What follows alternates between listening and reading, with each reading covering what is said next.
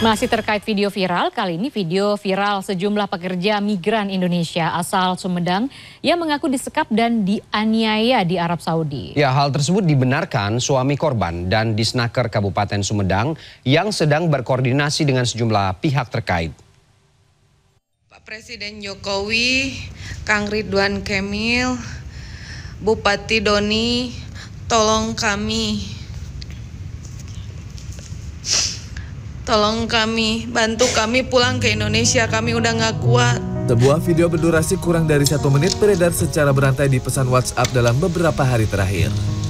Dalam video tersebut, sang perekam mengaku dirinya dan sejumlah wanita lainnya tengah mengalami penganiayaan dan penyekapan di Arab Saudi. Tolong kami, bantu kami pulang ke Indonesia, kami udah nggak kuat.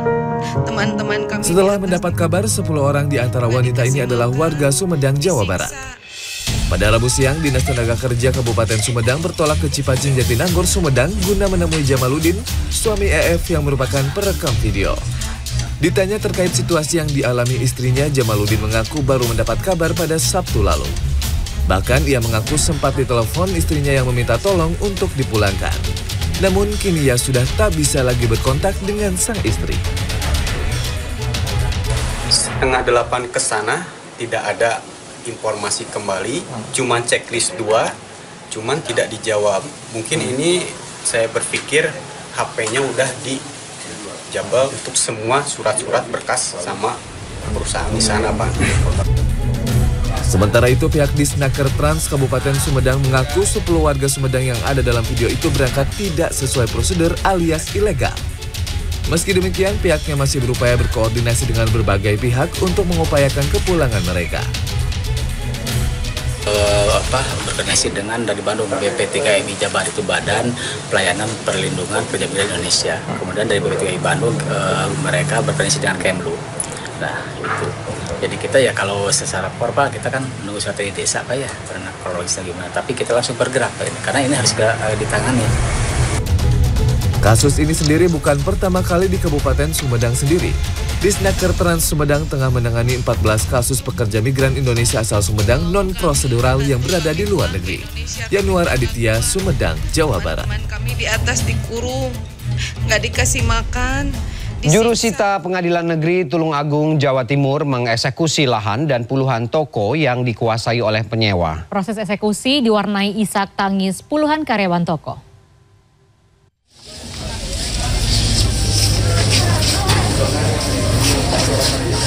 Puluhan karyawan toko ini menggelar upacara perpisahan di Jalan Agus Salim, Tulungagung, Jawa Timur, Rabu siang.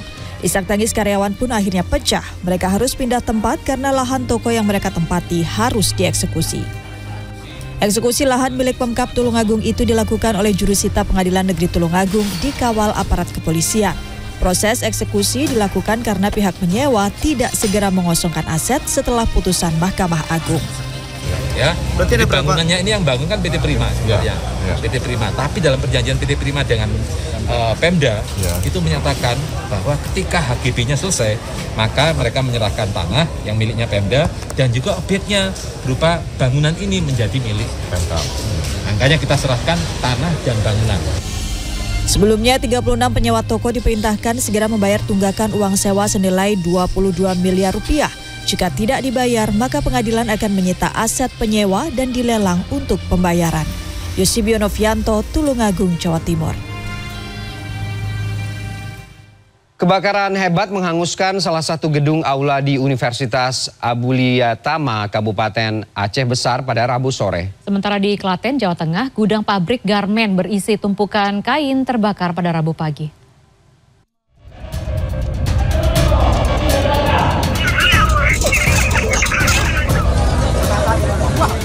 Sejumlah mahasiswa ini lari menyelamatkan diri saat mengetahui salah satu alat pendingin udara atau air conditioner di gedung Aula Universitas Abulia Tama, Kabupaten Aceh Besar terbakar Rabu sore. Meski sempat dipadamkan menggunakan apar oleh pihak kampus, kobaran api dengan cepat membesar dan membakar seisi ruang Aula Universitas. Api baru benar-benar bisa dipadamkan 1 jam kemudian setelah 11 armada pemadam kebakaran bersama puluhan personelnya tiba di lokasi. Ruangan full aula terbakar, tapi alhamdulillah bisa disekat oleh kesigapan petugas-petugas kita. Dan alhamdulillah gedung yang ini besar bisa terselamatkan. Pihak Universitas Abulia Tama mengaku kebakaran ini akan mengganggu aktivitas belajar mahasiswa. Terlebih, gedung yang terbakar juga digunakan sebagai ruangan belajar mengajar.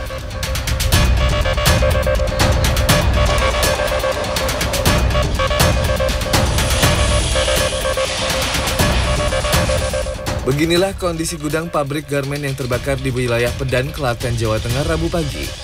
Petugas pemadam kebakaran Klaten berjibaku untuk memadamkan api.